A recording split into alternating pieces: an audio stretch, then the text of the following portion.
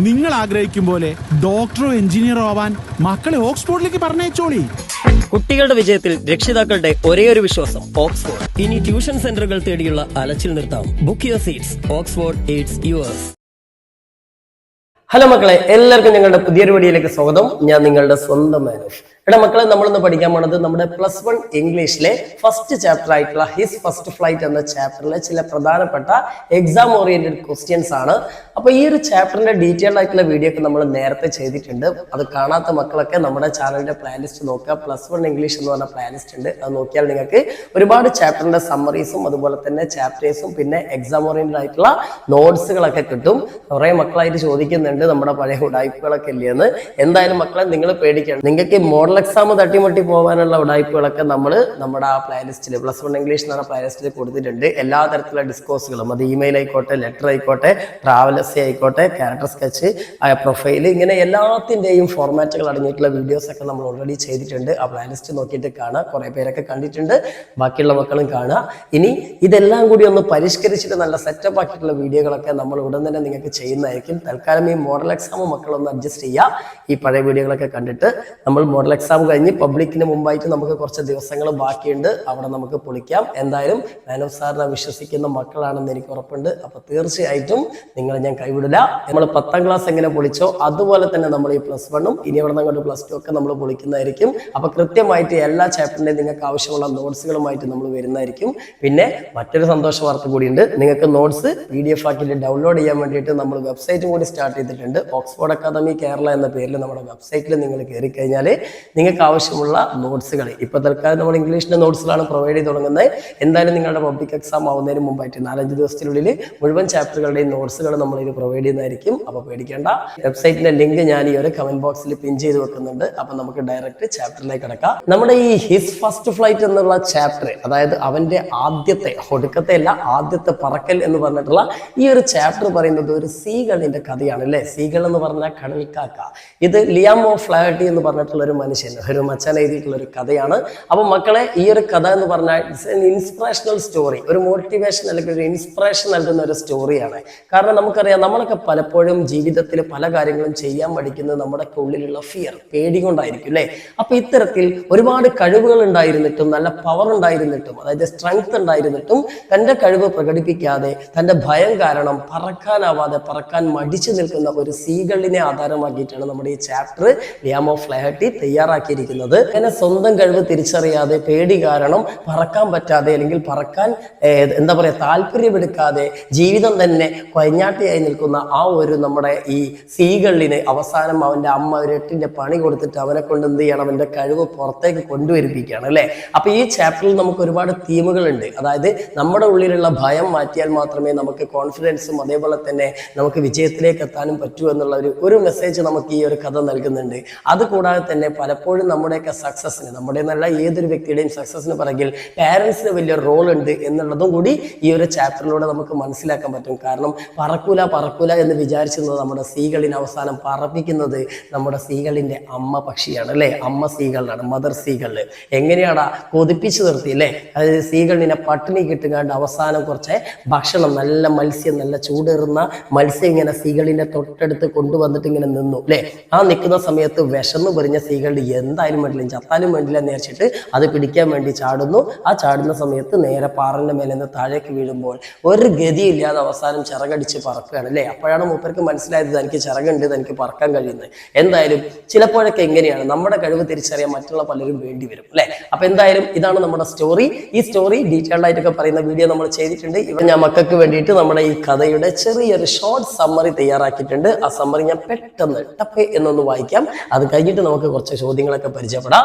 So നോക്ക്, ഒന്നാമത്തെ നമ്മൾ മനസ്സിലാക്കേണ്ട topic the fear of the seagull, കടൽ പക്ഷിയുടെ ഈ ഒരു കടൽക്കാക്കയുടെ ഭയം തന്നെയാണ്. The young seagull was alone on his ledge because he was afraid to fly. പറക്കാൻ പേടിയായത് കാരണം മൂപ്പർ ഒറ്റക്കാണ് മൂപ്പരുടെ ആ പാറക്കെട്ടിന് മുകളിലുള്ളത്. കാരണം അച്ഛനും അമ്മയും ബാക്കിയുള്ള സഹോദരങ്ങളൊക്കെ അവരൊക്കെ നല്ല അടിപൊളിയായിട്ട് പറന്ന് നല്ല എൻജോയ് ചെയ്തുകൊണ്ട് നടക്കുകയാണ് അല്ലെ. മൂപ്പർ ഒറ്റക്കാണ്, മൂപ്പർക്ക് പറക്കാൻ കഴിയില്ല, മറ്റൊരു 8ന്റെ പണിയും കൊടുത്താണ് കേട്ടോ. Then he felt certain that his wings would never support him. അവനൊരു കാര്യം തീർച്ചയായിരുന്നു അവന്റെ ചിറകുകൾ അവനെ സപ്പോർട്ട് ചെയ്യില്ലാന്ന്. അതായത് അവൻ അറിയാമായിരുന്നു, he knows that he couldn't fly അല്ലെ. പക്ഷെ അങ്ങനെയല്ല അതിന്റെ സത്യം കേട്ടോ. അവന് പറക്കാൻ കഴിയും. കൂട്ടത്തിൽ ഏറ്റവും സ്ട്രോങ് ആയിട്ടുള്ള വിങ്സ് അവനാണുള്ളത്, അവന്റെ ചേട്ടന്മാരെക്കാളും അനിയന്മാരെക്കാളും ഒക്കെ. പക്ഷെ എന്നിട്ടും അവൻ ചിന്തിക്കുകയാണ്, എനിക്ക് കഴിവില്ല എന്ന്. ഇപ്പൊ എന്റെ വീഡിയോ കാണുന്ന മക്കളിലൊക്കെ അങ്ങനെ ചിന്തിക്കുന്നവരുണ്ടെങ്കിൽ മാറ്റണം മക്കളെ, നിങ്ങളൊക്കെ അപാരമായിട്ടുള്ള ടാലന്റുള്ള ആൾക്കാരാണ്. ഒന്ന് ശ്രമിച്ചാൽ ടോപ്പ് ലെവലെത്താം. അത് പഠനത്തിന്റെ കാര്യത്തിൽ മാത്രമല്ല കേട്ടോ, പല കാര്യത്തിലും. എനിക്കറിയാം നിങ്ങൾ പല കാര്യത്തിലും ടോപ്പിലാണ്. സോ നോക്ക് മക്കളെ, അടുത്തത് ദ റോൾ ഓഫ് ഫാമിലി.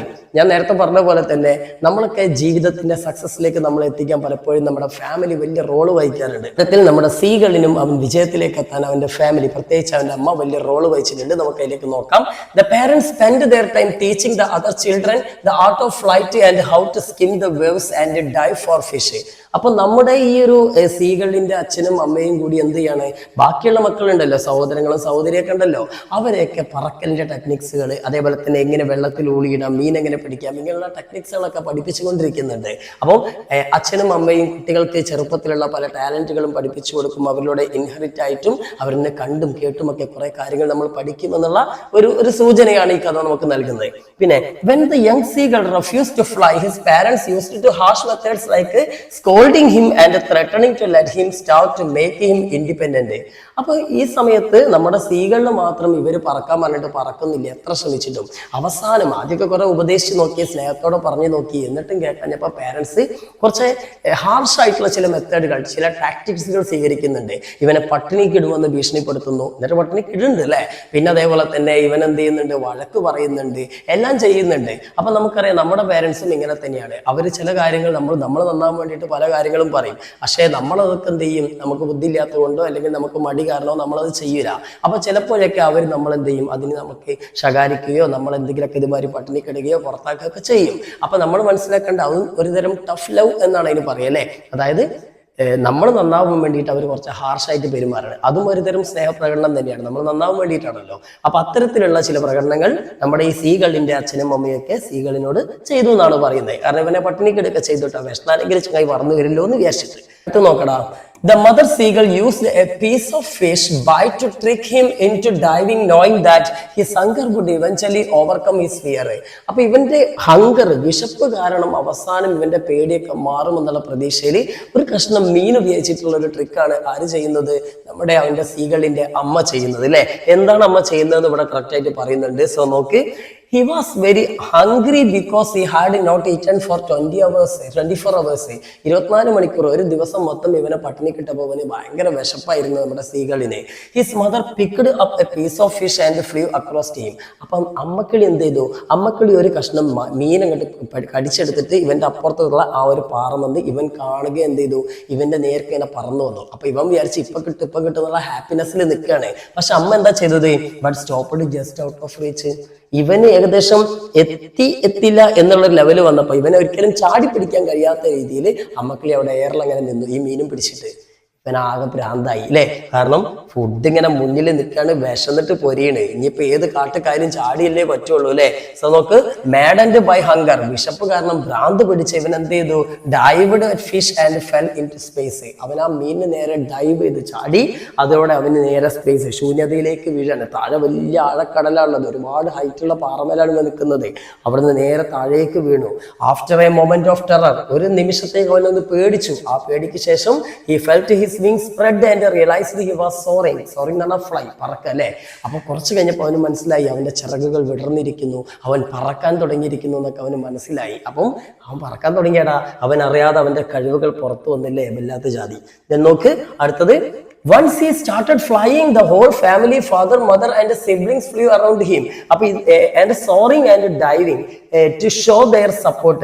അപ്പൊ നമുക്ക് പറയാം, നേരത്തെ അച്ഛനും സഹോദരങ്ങളൊക്കെ ഇവനെ കളിയാക്കിയിരുന്നു, ഇവനോട് വഴക്ക് പറഞ്ഞിരുന്നു, ഒക്കെ ചെയ്തിരുന്നു. പക്ഷെ ഇവൻ പറക്കാൻ തുടങ്ങിയപ്പോൾ, ഇവൻ അവന്റെ ടാലന്റ് കാണിക്കാൻ തുടങ്ങിയപ്പോൾ എല്ലാവരും അവന്റെ അടുത്തെത്തി അവനെ കൺഗ്രാജുലേറ്റ് ചെയ്യുന്നു, അവനെന്ത് ചെയ്യുന്നു, അവനെ കോൺഫിഡൻസ് കൊടുക്കുന്നു, അവനെ സപ്പോർട്ട് ചെയ്യുന്നു. അപ്പൊ അതിന് തന്നെ നമുക്ക് മനസ്സിലാക്കാം, ദിസ് എ ടഫ് ലവ് അല്ലെ. അതായത് അവനെ ഇഷ്ടമില്ലാഞ്ഞിട്ടല്ല, അവനിത് ചെയ്യാൻ വേണ്ടി അവനെ പ്രേരിപ്പിക്കുന്ന ഒരു സ്നേഹപ്രകടനമാണ് അവർ നടത്തിയത് നമുക്ക് മനസ്സിലാക്കാം.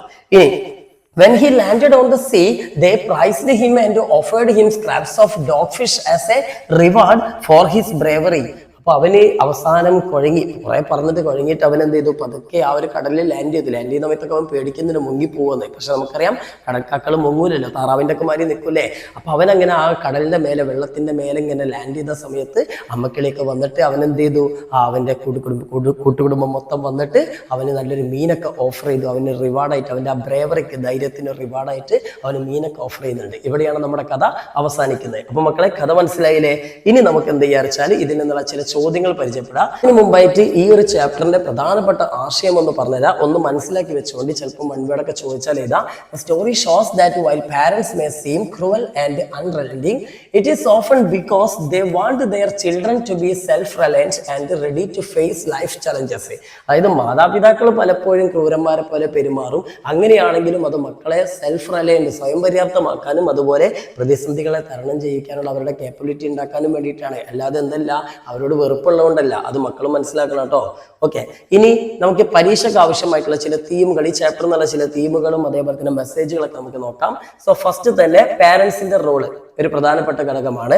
ദേ were not cruel, they were teaching him to be independent. അതായത് മാതാപിതാക്കളുടെ പങ്ക്, അവർ ക്രൂരന്മാരായിരുന്നില്ല, അവനെ സ്വയം പര്യാപ്തനാകാൻ അവർ പഠിപ്പിക്കുകയായിരുന്നു എന്നാണ് പറഞ്ഞത്. ഇനി ഇതിന്റെ തീം സെൽഫ് കോൺഫിഡൻസും സെൽഫ് റിലയൻസും ആണ്. അതായത് ആത്മവിശ്വാസവും സ്വയം പര്യാപ്തതയുമാണ് theme.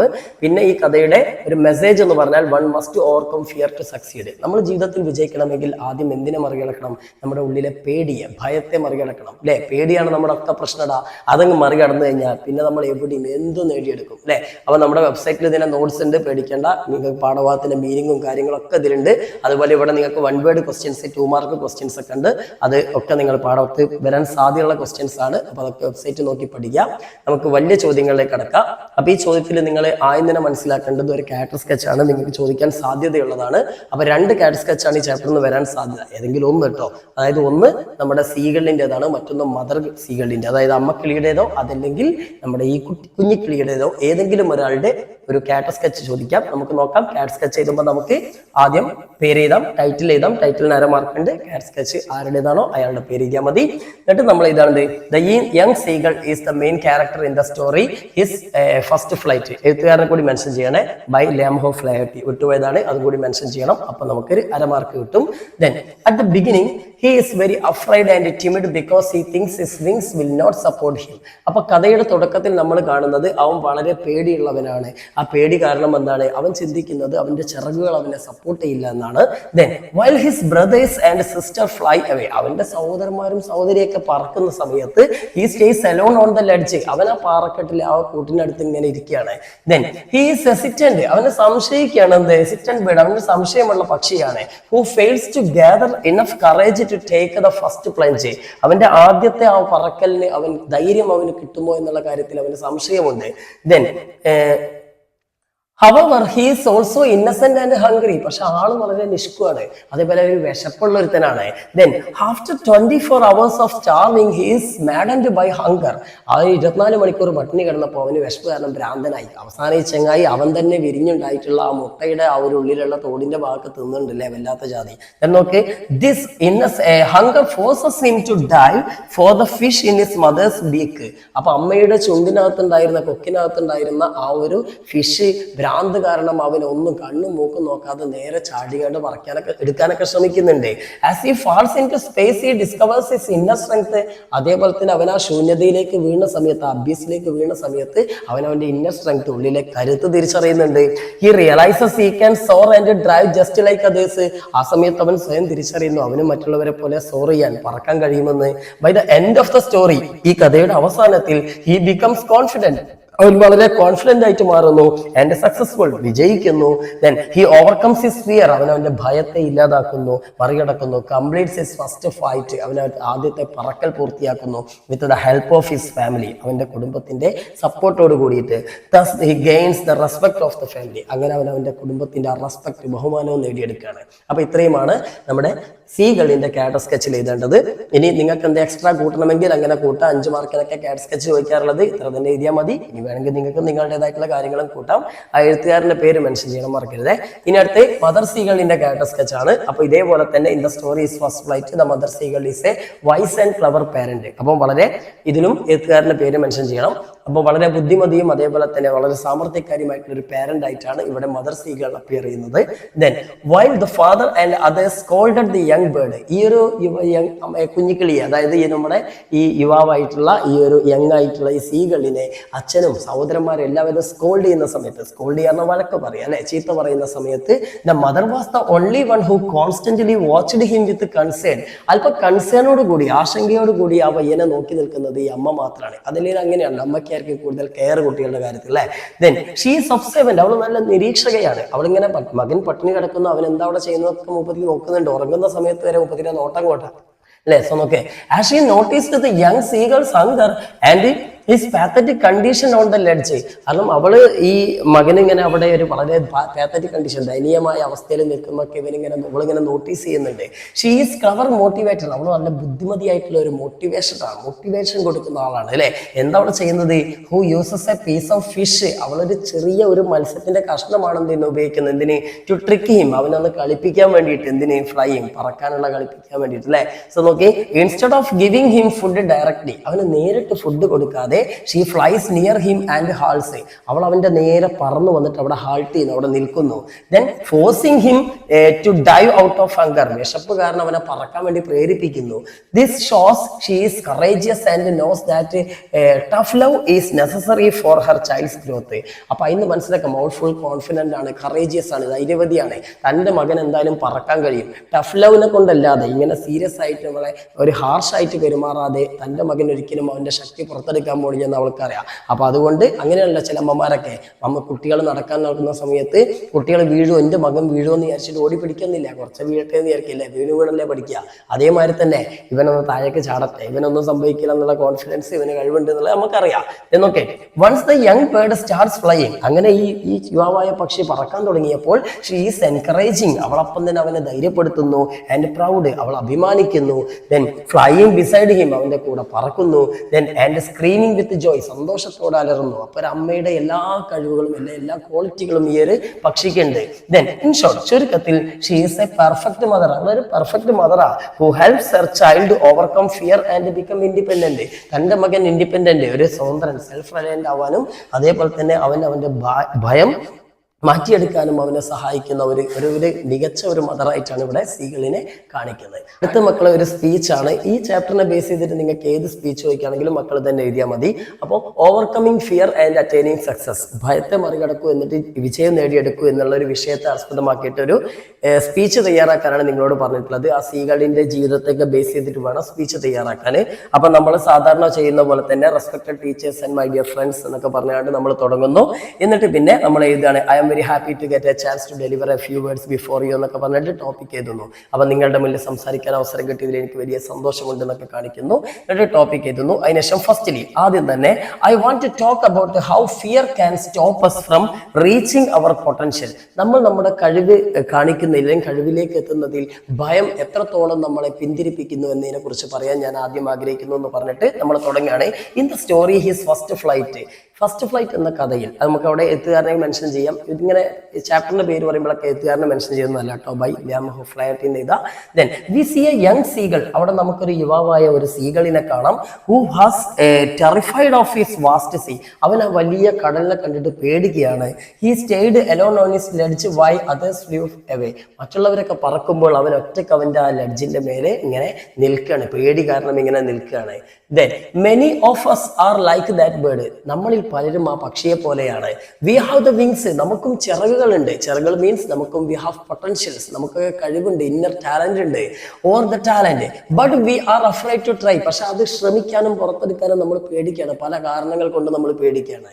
The seagull only learned to fly when he was pushed by hunger and necessity, ആവശ്യം കാരണവും വിശപ്പ് കാരണവും അവനെ നിർബന്ധിച്ചപ്പോഴാണ്, അല്ലെങ്കിൽ പ്രേരിപ്പിച്ച സമയത്താണ് അവൻ അവന്റെ കഴിവ് പുറത്തെടുത്തത്, അല്ലെ അവൻ പറക്കാൻ ശ്രമിച്ചത്.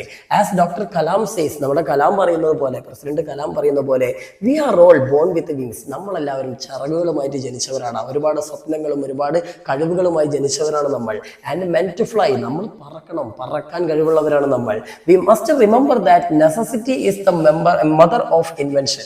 ആവശ്യമാണ് കണ്ടുപിടുത്തങ്ങളുടെ മാതാവ്. അത് നമ്മൾ എപ്പോഴും ഓർക്കണം. നമുക്ക് ആവശ്യമുണ്ടെങ്കിൽ നമ്മളത് ചെയ്തേ പറ്റുള്ളൂ. Okay, don't let your fear of failure stop U. നിങ്ങളുടെ ഭയം ഒരിക്കലും നിങ്ങളുടെ കഴിവിനെ അല്ലെങ്കിൽ നിങ്ങളുടെ വിജയത്തിന് തടസ്സമായി മാറരുത്.